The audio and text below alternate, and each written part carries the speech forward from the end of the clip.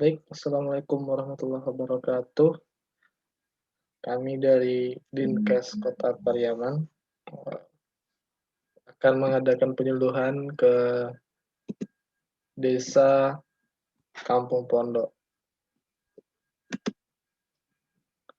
Baik, biodata kami yaitu saya sendiri, yaitu Muhammad Ihsanul Hadi dari Kota Pariaman.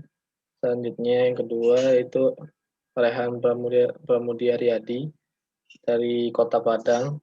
Yang ketiga yaitu Ervan Ziaci Setiari dari Dinkes Kota Padang juga. Nah, selanjutnya ini dibacakan oleh teman saya, Rehan dari Dinkes Kota Padang. Baik, peserta penyuluhan pemilik usaha industri rumah tangga yang belum memiliki SPP IRT.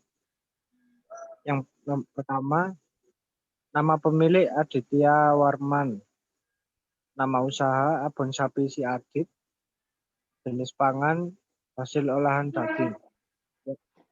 Yang kedua ada Indra Piliang, usahanya minyak kelapa sumo, jenis pangan hasil olahan minyak.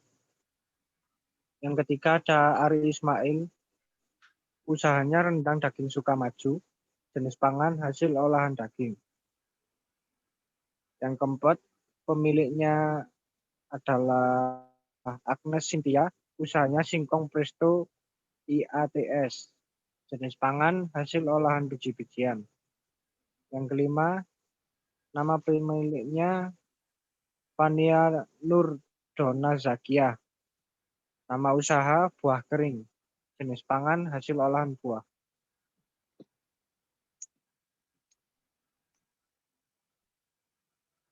Selanjutnya,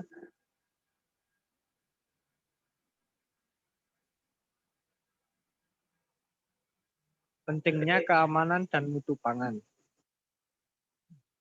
Pangan adalah sesuatu yang berasal dari sumber hayati, produk pertanian, perkebunan, kehutanan, perikanan, peternakan, perairan, dan air, baik diolah maupun tidak diolah dan diperuntukkan sebagai makanan atau minuman bagi konsumsi manusia.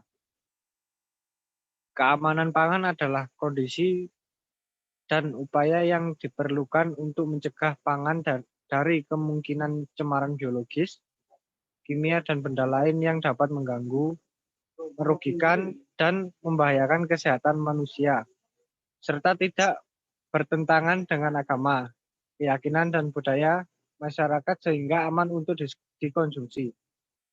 Selain itu, pangan harus layak dikonsumsi, tidak busuk, tidak menjijikkan, dan bermutu baik. Hal itu tertuang pada Undang-Undang Republik Indonesia Nomor 18 Tahun 1996 tentang pangan.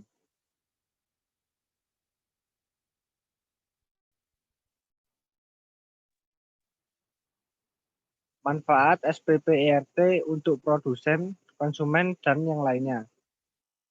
Yang poin pertama, produk sudah layak beredar. Yang kedua, produk bebas dipasarkan secara luas. Yang ketiga, keamanan dan mutu produk terjamin. Yang keempat, kepercayaan pembeli meningkat. Yang kelima, profesionalitas produk terangkat. Yang keenam, meningkatkan nilai jual produk. Yang ketujuh, mendongkrak harga produk. Yang kedelapan, produk bisa membeli retail besar. Selanjutnya,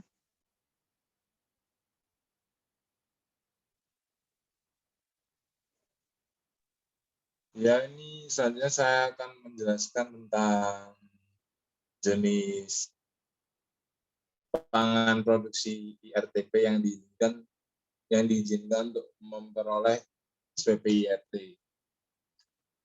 Jadi itu nomor 1 ada jenis pangan yang diizinkan, poin nomor 1 maksudnya jenis pangan yang diizinkan untuk diproduksi dalam rangka memperoleh SPP IRT adalah seperti deskripsi yang tercantum pada lampiran 2 yang termasuk bagian tidak terpisahkan dari peraturan ini dan tidak termasuk Yang pertama, pangan yang diproses dengan sterilisasi komersial atau pasteurisasi. Yang kedua itu ada pangan yang diproses dengan pembekuan frozen food yang menyimpan yang penyimpanannya merupakan lemari pembeku. Ya seperti nugget, sobut dan sebagainya itu. Yang ketiga itu ada pangan olahan asal hewan yang disimpan dingin atau beku. Lalu ada pangan diet khusus dan pangan keperluan medis khusus. Antara lain MP Stret ASI, booster ASI, formula bayi, formula lanjutan, pangan untuk penderita diabetes.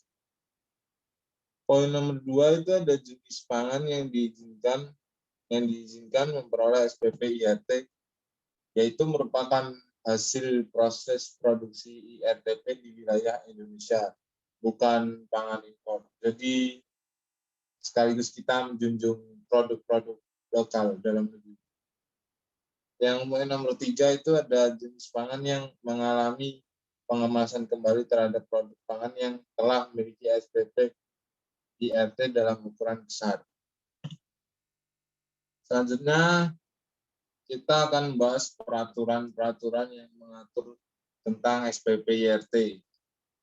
Di sini ada dua kurang lebih peraturan. Yang pertama ada peraturan perundang-undangan dan yang kedua ada peraturan pemerintah. Dari yang pertama dulu, peraturan perundang-undangan. Itu ada kurang lebih ada 4 yang bisa kami paparkan. Yang pertama ada UU nomor 8 tahun 1999 tentang perlindungan konsumen. Yang kedua ada UU nomor 36 tahun 2009 tentang kesehatan.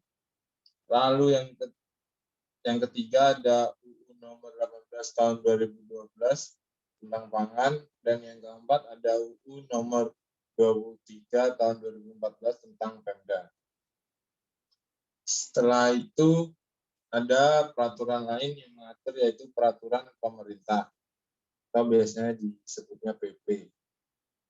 Sama dengan peraturan undang-undang, kurang lebih ada 4 yang akan kami paparkan. Yang pertama itu ada PP nomor 72 tahun 1998, yaitu tentang pengamanan sedia farmasi dan alat kesehatan. Dan yang kedua itu ada PP nomor 69 tahun 1999 ya. Itu tentang label dan iklan pangan. Lalu ada lagi PP nomor 28 tahun 2004, yaitu tentang keamanan mutu dan gizi pangan. Dan yang terakhir dari peraturan pemerintah ada PP nomor 24 tahun 2018 tentang pelayanan perizinan perusahaan terintegrasi secara elektronik. Selanjutnya, kita akan membahas tentang keamanan pangan. Dilihat dari sudut pandang peraturannya, undang-undangnya. Jadi, keamanan pangan itu yang pertama, ada 4 di sini. Yang pertama itu di dalam UU nomor 18, Undang-Undang nomor 18 tahun 2012 tentang pangan, lebih tepatnya pada pasal 68, itu menyebutkan bahwa pemerintah dan pemerintah daerah menjamin terwujudnya penyelenggaraan keamanan pangan di setiap rantai pangan secara terpadu.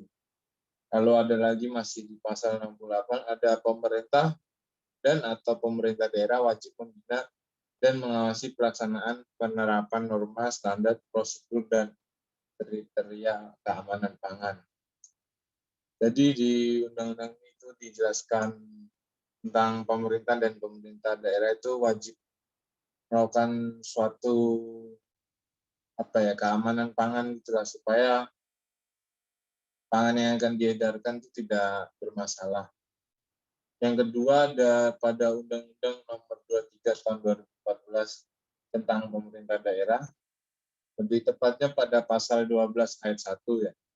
Di situ dijelaskan bahwa kesehatan merupakan salah satu dari 6 urusan pemerintahan wajib yang berkaitan dengan pelayanan dasar.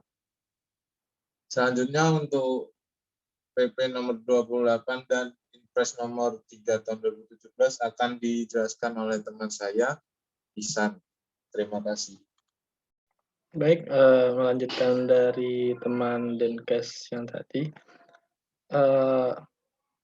keamanan pangan juga diatur di dalam PP Peraturan Pemerintah Nomor 28 Tahun 2004, yaitu tentang keamanan mutu dan gizi pangan, yang terdapat dalam pasal tipe 43 ayat 3. Kewenangan yang diisinya kewenangan pemerintah kabupaten atau kota menerbitkan sertifikat produksi IRTP. Pasal 43 yang 4, kewenangan BPOM menetapkan pedoman pemberian sertifikat produksi pangan industri rumah tangga. Nah, selanjutnya di Inpres nomor 3 tahun 2017 tentang peningkatan efektivitas pengawasan obat dan makanan, itu isinya instruksi kepada bupati atau wali kota terkait pengawasan pangan, yang instruksinya berupa meningkatkan koordinasi pengawasan, melakukan sanksi administratif berupa pencabutan sertifikat produk pangan industri rumah tangga, melakukan pengkajian ulang sertifikasi produk industri rumah tangga, melaporkan pelaksanaan tugasnya kepada Menteri Koordinator Bidang Pembangunan Manusia dan Kebudayaan dengan tembusan menteri. Nah, ini selanjutnya adalah bagaimana mendapatkan sertifikat dari produksi pangan industri rumah tangga yang juga disingkat sebagai SPP-IRT. Nah, sebelumnya ini diatur dalam Peraturan BPOM Nomor 22 Tahun 2018 tentang pedoman pemberian SPP-IRT. SPP-IRT adalah jaminan tertulis yang diberikan oleh Bupati Wali Kota atau Wali Kota terhadap pangan produksi IRTP wilayah kerjanya yang telah memenuhi persyaratan pemberian SPP-IRT dalam rangka peredaran pangan produksi IRTP. Nah, ini tahapannya ada dari pemohon, bisa dilihat bagannya. Nah, yang kedua ini evaluasi dokumen permohonan. Nah, ini dilakukan oleh Dinkes kabupaten atau kota. Yang ketiga yaitu penyelenggaraan penyuluhan keamanan pangan. Nah, seperti apa yang kami laksanakan kepada Bapak Ibu sendiri. Yang keempat yaitu pemeriksaan sarana produksi pangan IRTP. Yang kelima, pemberian nomor produk industri rumah tangga. Yang keenam, penyerahan SPP-IRT, yaitu Sertifikat Produksi Pangan Industri Rumah Tangga. Baik, itu saja yang dapat kami sampaikan. Kurang dan salah mohon maaf. Bila taufiq wal hidayah. Assalamualaikum warahmatullahi wabarakatuh.